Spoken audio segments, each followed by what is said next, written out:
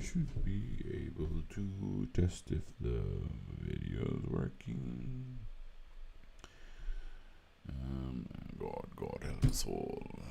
God help us all, each and every one. God help us all. Cool.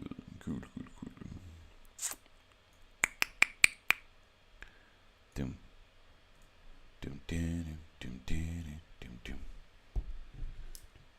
You are now live on your channel. Oh, I'm also live over here. Okay, cool. All right. أعوذ بالله من الشيطان الرجيم. أعوذ بالله من الشيطان الرجيم. بسم الله الرحمن الرحيم. And off we. Assalamu alaikum. Welcome back to another episode of Quran in English. My name is Ahmed, and I'm happy to take you through the next section of Surah Al-Rum, the next and final section of Surah Al-Rum, because it's only 60 chapters, 60 verses. So then we're also going to start Surah Luqman. Oh, and we're going to go up to 21. We're going to do most of Luqman. But I'm glad that we're doing most of Luqman, because this chapter and me, we're not friends. I struggled. Which then brings me to the purpose of this channel. What are we doing here? I'm trying to learn about the Quran. I'm trying to practice my ability to read and see what I can understand from it and try and learn. So I will make mistakes and I will frustrate people. And I'm sorry. I don't mean to frustrate anyone, but I'm trying. Yeah. Okay. I think that's enough of an intro. All right, let's get into it. أعوذ بالله من الشيطان الرجيم. بسم الله الرحمن الرحيم. الله الذي خلقكم من ضعف ثم جعل من بعد ضعف قوة ثم جعل من بعد قوة ضعفا وشيبة يخلق ما يشاء وهو العليم القدير. This reminds me of an old verse. ثم أردكم إلى أرذل العمر. Well, first let's explain what this verse is, then we'll talk about that connection. God is the one who created you from weakness, then he made you after that weakness he made you strong. So he created you as a baby, you were weak, then after that weakness he made you strong. In our adult lives we peaked, then after that strength he made you weak and gray. And here it's funny because they say into weakness and old age. It literally says gray. So in the footnote they say literally gray hair. So you can see that the translations sometimes are not literal. Sometimes the translations are what it means rather than what it says. But anyway, he creates what he wills, and he is the all-knowing and all-powerful. إلى أدنى, to the lowest of age Quran verse. Is it Isra? An-Nahl? It's one of these verses. I want to try and pull up that verse because I think someone is. Oh, okay. How about I say Quran? Oops. Someone was saying that verse was saying that it's. Oh, you're going back to that specific verse. Yeah. الله خلقكم ثم يتوفاكم ومنكم من يرد إلى أرذل العمر لكي لا يعلم بعد علم شيئا إن الله عليم قدير. So here I've had people argue that this is what this verse is saying. This verse is saying you started out as a baby, get strong, and then you get old and gray and weak. And they're saying this is what this means. God created you and then causes you to die, and among you who will be sent back to the worst age. So here it says to the most feeble stage of life so that they may know nothing after having known much. So people have tried to explain that this is when you become old age, you lose all memory and all feeling and all concept, and therefore you forget everything. And I'm like, I don't think that's what this verse is talking about. It is definitely what this verse is talking about. This verse is very clear. Weakness into strength, strength into weakness, and gray hair. Like, it cannot be any clearer than this. This is very clear. This I agree with. This, the أرذل إلى أرذل العمر, the the weakest, the most feeble, the least age, I still stand by the fact that I feel like this talks about reincarnation. Because he's talking about creating you and then causing you to die, and some of you will be returned to the worst of the age. Anyway, interesting concepts and verses. ويوم تقوم الساعة يقسم المجرمون ما لبثوا غير ساعة كذلك كانوا يؤفكون. And when the hour will be established, the criminals will swear that they did not remain dead for more than an hour. And thus they were deluded. Yeah, we've seen this time again. After you die, you think that, oh, I've only been dead for an hour. But nope, you've been dead for a lot longer. You ever had one of those sleeps where it feels like you had a long sleep, but it was only 10 minutes? Those are interesting. وقال الذين أوتوا العلم والإيمان لقد لبثتم في كتاب الله إلى يوم البعث فهذا يوم البعث ولكنكم كنتم لا تعلمون. And those that were given knowledge, aka the knowledge that we are looking at today, but I don't know if this means something specifically, but knowledge and faith. Those who, you need both things. We've talked about this in the channel. You need, the knowledge is one thing, but you need to believe in it. And if you believe in it, then the knowledge kind of resonates within your soul. That verily remained by the decree of God until the day of resurrection. No, meaning that it was more than an hour. So this is the day of resurrection, but you, but you did not used to know. But you did not know. Oh yeah, we're also going to get into a wonderful insult in Surah Luqman that I'm very excited for. Listen, we got to find joy in learning, and that's how we and I realized that the last two episodes were not very joyful, or the one before last episode, I was just too tired. It was just a bad format. But I'm trying to bring the joy back into it, and hopefully today is going to be better, inshallah. فيومئذ لا ينفع الذين ظلموا معذرتهم فيومئذ لا ينفع الذين ظلموا معذرتهم ولا هم يستعتبون. On that day, those who wronged will not benefit from their excuses. Their excuses will not benefit them, and they will not be able to make amends to appease their Lord. And I feel like this whole world has been training us for that.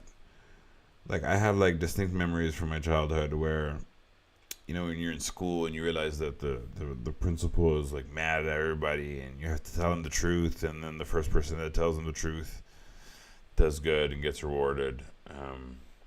Like, it's a very specific example. It's very frustrating. But the point being is the lesson is, at some points, you realize that there are some mistakes that you can't go back from. There are some mistakes that you can't undo. There are some mistakes that you, no matter what excuse you give, you still made the mistake. And there are situations that you can't turn back from. And then at the end of time, that's going to be the ultimate one. So we have many examples in this real world of when something is too far gone, and no excuses will be allowed to be made. ولقد ضربنا للناس في هذا القرآن من كل مثل ولئن جئتهم بآية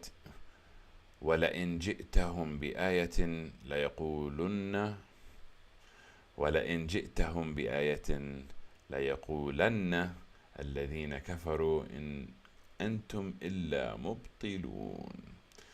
And we have struck for mankind, or we have set forth for mankind in this Quran from every example. But if you bring a sign, a verse. We're talking about the Quran, so here the context of ayah means verse. And if you bring them a verse, they will surely say, those who disbelieve will surely say that you are nothing except falsifiers. You're people of falsehood. Again, it has verse and falsehood. because it's not about showing them a sign, it's about showing them a verse. Anyway, you get it. I've said it 3 times. Stop it. Yeah. I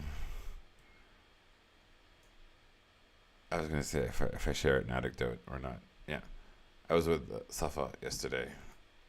She should come back to the channel at some point. And we were having a very silly time, and a lot of repetition was had. I don't know if it's Ramadan brain or something, but we're a bit slow. But it was like fun. It was like, anyway. Hopefully Safa will come back, inshallah, one day. Yeah, verses, all kinds of lessons, Quran. No matter what you're saying, no matter what verse you bring them, they say it's falsehood. Clear. كذلك يطبع الله على قلوب الذين لا يعلمون. Thus God stamps upon the hearts of those who do not know. Which, like, okay, so, yeah, I know, listen. I have to also have critiques. I have to voice the critiques out loud, because pretending that I don't have the devil's advocate voice in my head is to not, like, the way that I handle critiques is by saying them out loud and then attacking the critiques as I say them. So I have to say the problem first, and that's why I might say a lot of things that are not exactly pro Quran and pro God, because I have to say the thought that exists in order for it to be said out loud, in order for me to think about it, to reflect upon it, and to be able to address it in the future when somebody says it to me. You know what I mean? And the problem that I have with this specific verse is that this sounds very culty. This sounds like, oh, only if you believe you will understand, and these verses will make sense to you. And if you don't believe, then these verses won't make sense to you, and they're not meant for you. And yeah, like, it's hard. It's just because, like, on one sense, if you don't get it, you don't get it. You know what I mean? And that's kind of true. But it just feels like if you don't get it, you're not supposed to get it. Feels like frustrating, you know? Anyway. فاصبر إن وعد الله حق ولا يستخفنك الذين لا يوقنون. So be patient. Indeed, the promise of God is true. And let them not take you in light estimation. How do I explain what that means? Kind of like a form of mockery, kind of like not take you seriously. Don't let them make you feel uncertain of your position. For those who do not have faith, don't let them make you feel light, make you feel unsettled, make you feel unsure, you know? And that's the verse for today. That's Surah Ar-Rum. I like these last 6 verses the most. Maybe it wasn't the verses that was the problem. Maybe I was the problem. Most likely I was the problem.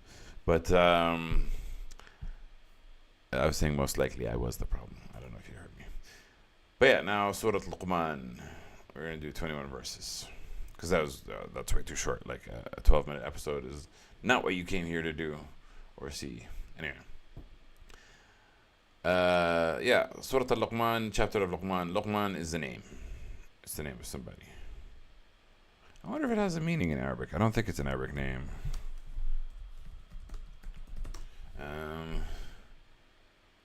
Wise, intelligent, or the sage.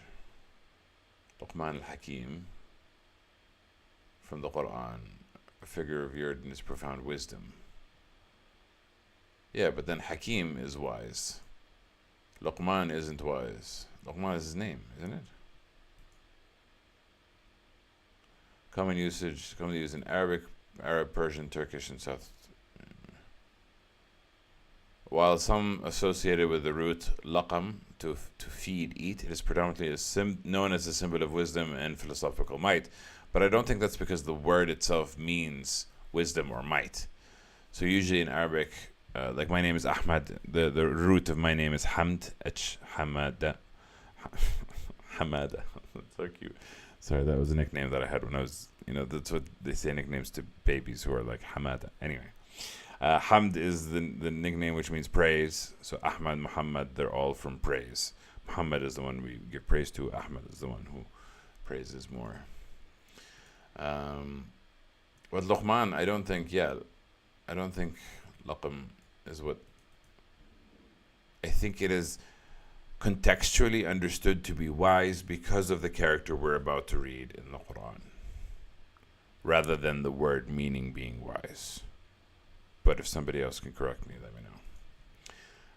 أعوذ بالله من الشيطان الرجيم بسم الله الرحمن الرحيم ألف لام ميم. We've covered these many times, but we always said that after these letters it talks about the book. But it doesn't always talk about the book. In this case it does. تلك آيات الكتاب الحكيم. These are the verses of the book, rich in wisdom. But Surah Ar-Rum does not. Alif Lam Mim غُلِبَتَ الروم. The Romans have been defeated. So it almost always talks about, I don't know, I have to maybe kind of do like a proper review session of what this means and what this is talking about.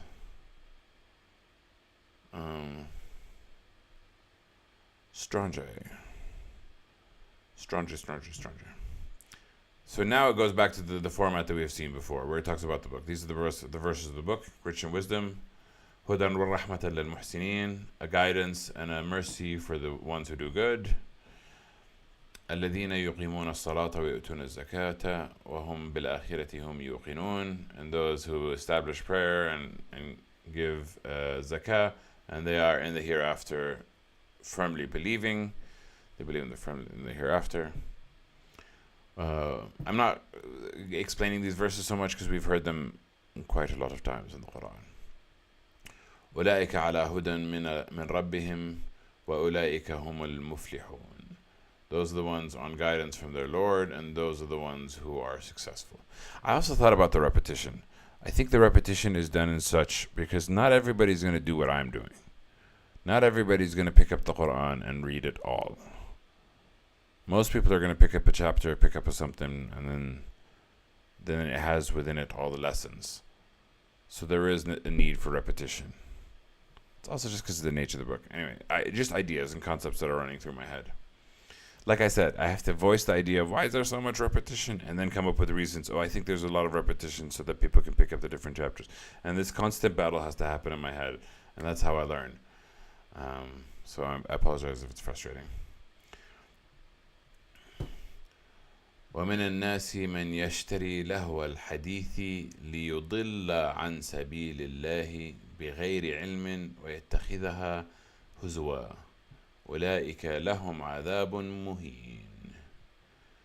And of mankind, who purchases idle talk, like play speech, idle talk, playful talks, but so he can mislead from the path of God without any actual knowledge, and he takes in mockery, those for them is the punishment that is humiliating. There are some who employ some theatrics. Some pagan Arabs used to utilize singing, dancing, chanting, etc. to distract people's attention from listening to the recitation of the Quran. Which then brings up the discussion of like music. Is it haram? Is it halal? Which I vehemently, like, saying music is haram is kind of like saying words are haram. It's missing the point. Some music can be holy and good and happy and bring you closer to God and making you feel better, and some music can make you feel worse. I don't know. Anyway, I don't think that's what this is talking about. This is very specifically so that they may mislead people from the path of God. If it is their intention to mislead from the path of God, then sure, it can be negative and it can be terrible. وإذا تتلى عليه آياتنا ولا مستكبرا كأن لم يسمعها وإذا تتلى عليه آياتنا ولا مستكبرا كأن لم يسمعها كأن في أذنيه وقرا فبشره بعذاب أليم. And then when it's recited to him our verses, see, there's that word again, ayat, and here they said they're verses, one of our revelations. When it's recited to him our verses, he turns away arrogantly, as if he didn't hear them, as if he has in his ears deafness. Yeah. So give him good tidings of a punishment that is painful. Give them the good news of a painful punishment, which is like, the irony is just like, oh, good news, you suffer, congratulations. It's very interesting. إن الذين آمنوا وعملوا الصالحات لهم جنات النعيم. Indeed, those who believed and do good deeds, for them is gardens of delight, gardens of bliss. خالدين فيها وعد الله حقا وهو العزيز الحكيم. They will abide in it forever. It's a promise of God that is true, and He is the Almighty and the All-Wise. خلق السماوات بغير عمد ترونها وألقى في الأرض رواسي أن تميد بكم وبث فيها من كل دابة وأنزلنا من السماء ماء فأنبتنا فيها من كل زوج كريم. Yeah. All we've covered before. He created the heavens without any pillars that you see. So is it the question, does it have pillars but we don't see them? Or are there no pillars to be seen because there are no pillars? I think it has pillars but we don't see them. But I don't know. And he cast in the earth mountains so that it doesn't shake with you. And he dispersed in it from every creature that roams the earth. And we have sent down from the sky water, so we caused to grow from it from every kind that is noble. And I feel like every pair, because I think all vegetation comes in pairs, male and female, but I'm not sure. Ik ben niet zeker, which means I'm not sure in Dutch. هذا خلق الله فأروني ماذا خلق الذين من دونه بل الظالمون في ضلال مبين. This is what God created, so show me what created those besides him. So you say that there are other gods and deities. What did they create? Nay, the wrongdoers are in an error that is clear. I would like the counter arguments. I'm sure somebody says that some god created something or the other, right? I don't know. But this argument makes sense to us who believe in God but don't believe in the other gods. But I want to be able to debate. I don't know why. ولقد آتينا لقمان الحكمة أن اشكر لله ومن يشكر فإنما يشكر لنفسه ومن كفر فإن الله غني حميد. And verily, we have given Luqman the wisdom that he should be grateful to God. He should give thanks to God. And whoever gives thanks, then he is only giving thanks for himself. Whoever is giving thanks is doing something for himself, not for God. And whoever is ungrateful, ungrateful is the correct meaning of the word. Kafar means many things, but ungrateful in this context makes sense. Then indeed God is free of need and praiseworthy, which means that God doesn't need you to thank him. You're not thanking God for God's sake, you're thanking God for your sake. Luqman is believed to have been a righteous, wise man who lived around the time of the Prophet David. Okay, Dawood. Because Dawood was given the scripture. Interesting. وإذ قال لقمان لابنه وهو يعظه يا بني لا تشرك بالله إن الشرك لظلم عظيم. And when he said Luqman to his son, while he is instructing him, my son, do not associate partners with God. Indeed, associating partners is surely an injustice that is great. I'm trying to think of why, like, it must be the point of life, right? Finding our way back to God.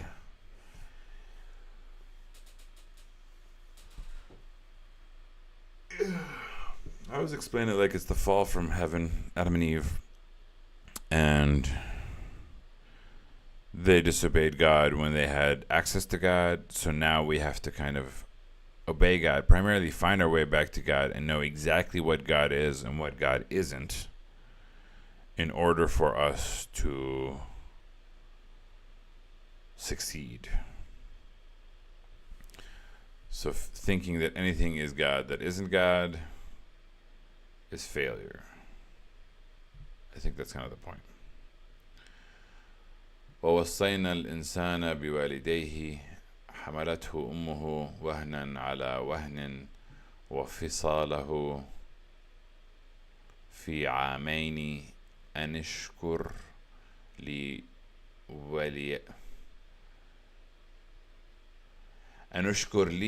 ولوالديك إلي المصير. Those last two words confused me.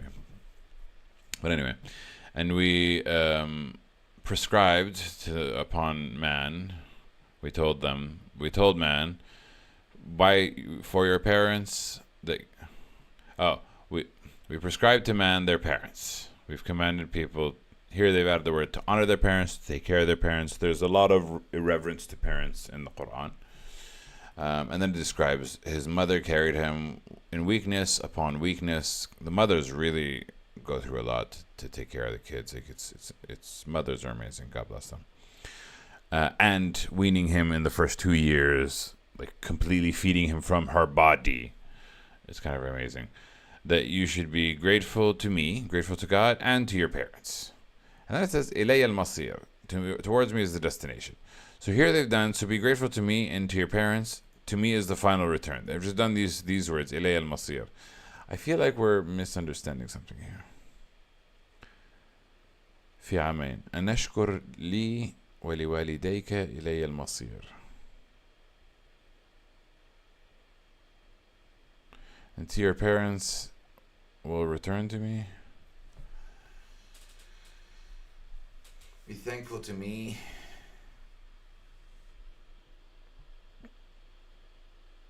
I don't know, it's so strange. إلي المصير. Wouldn't it be وإلي المصير if it was a separate idea? And to me is the final return.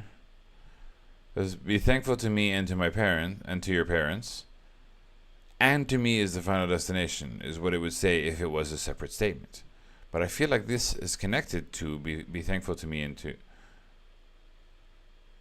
So I somehow think وَلِوَالِدَيْكَ إِلَيَّ الْمَصِيرُ, and to your parents, to me, is their destination.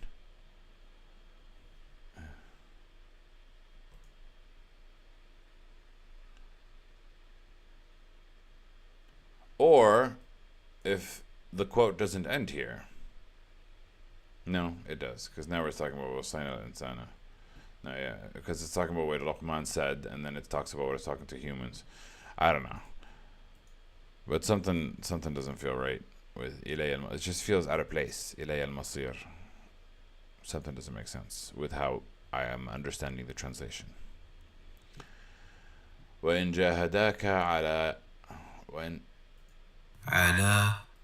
وإن جاهداك على أن تشرك بما ليس لك به علم فلا تطعهما وصاحبهما في الدنيا معروفا واتبع سبيل من أناب إلي ثم إلي مرجعكم فأنبئكم بما كنتم تعملون. And if they strive against you, or if they put effort for you to associate partners with me, with me for what you do not really have of any knowledge, then do not obey them both. It's interesting how they say that you have no knowledge of. Associate with me with what you have no knowledge of, other gods. Other gods, money, power, it's not just other gods. Then do not obey them. So they're saying, respect your parents, take care of them, and be kind to them. But if they tell you to worship something other than God, don't do it. Don't do it. And accompany them in this world and with kindness, and follow the path for those and follow the path of those who turn to me. Again, there are two directions: towards God and away from God. And then towards me is your return.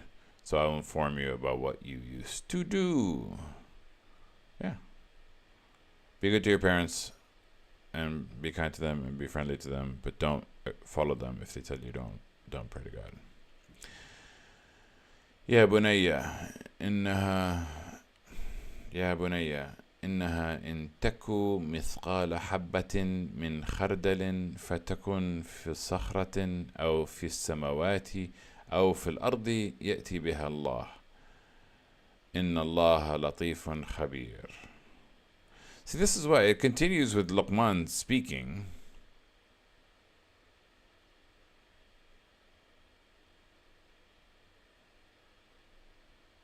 I am confused.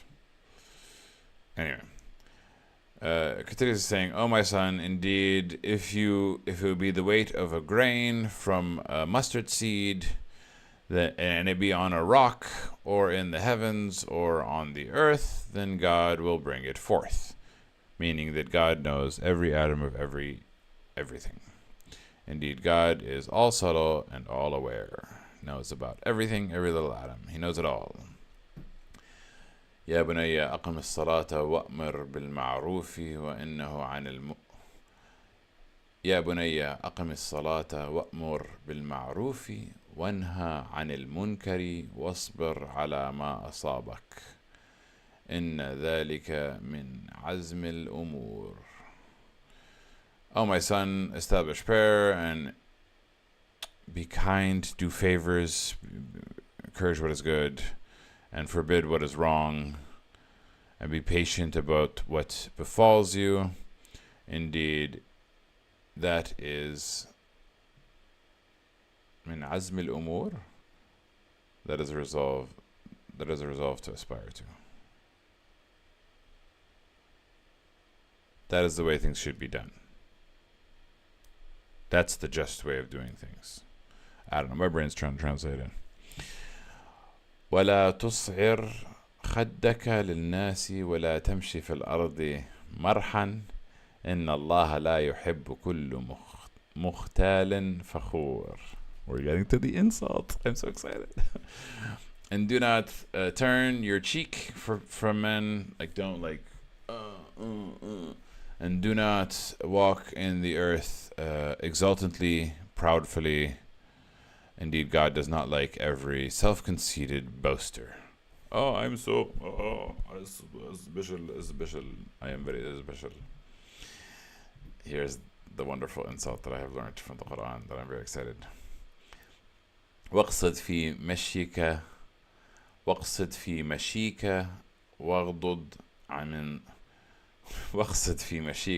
واغضض من صوتك إن أنكر الأصوات لصوت الحمير. And be moderate in your pace and lower from your voice. Indeed, the harshest of sounds is the sound of the donkeys. Which, I don't know if you're familiar with Arabic culture, but in Arabic culture, when you call somebody an animal, and specifically when you call them like a donkey or an ass, like a donkey is an ass, it's a super insult. So having the Quran saying, oh, the worst of sounds is the sound of donkeys, and it's not talking about donkeys, because it's talking about be moderate in your pace and lower your voice so that you don't sound like a donkey, so that you don't sound like an ass. Like, when the Quran says you sound like an ass, like if you were to tell someone, if someone was being noisy and you say this phrase, إن أنكر الأصوات لصوت الحمير, oh, the harshest of sounds is the sound of the donkeys. That would be, very spicy, very spicy. And I will use it. You know I will. In the right context, when you have multiple believers and someone's being an ass, I absolutely will use this to remind them, hey. I love it. Astaghfirullah al-Azim, but I love it. But like, anyway. Find the joy where you can. Find the joy where you can. ألم تروا أن الله سخر لكم ما في السماوات وما في الأرض وأسبغ عليكم نعمه ظاهرة وباطنة ومن الناس من يجادل في الله بغير علم ولا هدى ولا كتاب منير. I feel like I might be making mistakes here and there.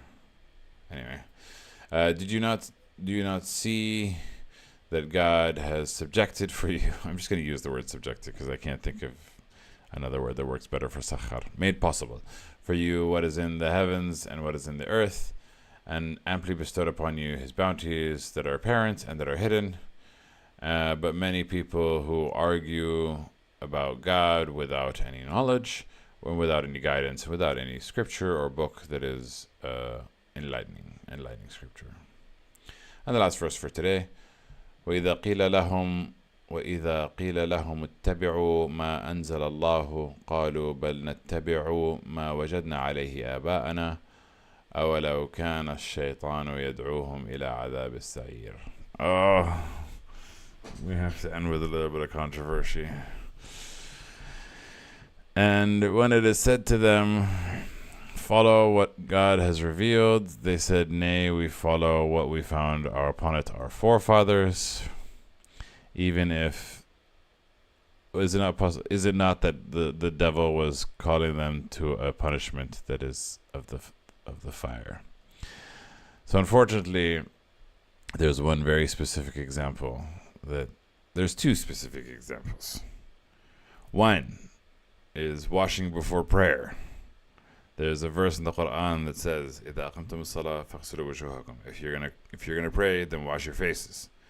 And somehow, over the years, people have gotten this concept in their heads that there is something called what yafsud al-wudu, what breaks your wudu, is if you go to the toilet or if you do that, and therefore if you didn't go to the toilet or do that, then you can pray again without washing. Whereas the Quran says, إِذَا أَقِمْتُمُ الصَّلَاةَ أَغْسِلُوا وُجُوهَكُمْ. If you establish prayer, wash your face. So that's one thing that my community forefathers have taught us, that you don't have to wash every time before prayer, even though the Quran says that. And the other point being, when we start fasting and when we break our fast, both of those times are incorrect according to what the Quran has prescribed. The Quran has prescribed that you stop eating when you could tell the difference between a white string and a black string. And we stop eating in pitch black, which is not that moment. And then it says fast until nighttime, and we fast until sunset. Sunset is not nighttime. There's still an hour until it becomes night. Layl, night, is very clear. It has to be dark. So we start fasting an hour early and break our fast an hour early. Which, again, not what the Quran, the scripture, has told us, but it's what our people have told us. And I think I'm alone on this hill, obviously. But when you tell them, follow what God has revealed, they say, nay, we follow what we have found our forefathers on. Which most Muslims read this and they're like, oh, no, it's not talking about us Muslims. It's talking about the ones before us. No, it's also talking about us Muslims. The Quran is confusing in times, but in sometimes it is not confusing. And those two examples are ones that I can think of that I vehemently disagree. And don't get me wrong, I'm following the Muslim timings for starting my fast, breaking my fast, because I reckon that the hour difference of starting an hour early and finishing an hour early somehow works. But it's wrong. I think you're still fasting the same amount of time, but it's not what the Quran has said. But I don't know. Maybe somebody can enlighten me as to why I am mistaken. But yeah, okay, today's episode was a lot better, at least for me, than the last two episodes. But primarily the one before yesterday was just terrible. Just doing it at night was just not not the T. Not the T, hunty. Yeah. Okay. Well, thank you all for watching. As usual, always end with Sadaq Allahu Ali al-Azim. And I will catch you guys tomorrow, inshallah. Ma'as salam. Bye.